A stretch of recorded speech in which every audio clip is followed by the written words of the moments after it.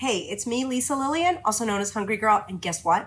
I heard from a friend that if you take watermelon and cut it into chunks and you freeze it and then you grate it with a cheese grater, or this looks like actually a foot scraper, but don't use your foot scraper, that you can turn it into shave ice. So we have this like old freezer burny watermelon, because everybody has that in their freezer, right? Just kidding.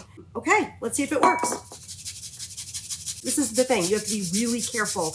Do not hurt your fingers. I have heard through the grapevine that if you get too close to your nails, you could hurt your fingers. Okay. This is actually fun. You're better off really doing one piece at a time. If you guys have done this, let me know what your tips are, because this is my first time trying this, but I wanted to do it live for you. I mean, not live, but like in real time. Okay, is it ready to be tasted? I think so. There it is. It looks like a watermelon slushie, and I heard you can put honey on it too, but I don't really like honey. This is really refreshing. I love this.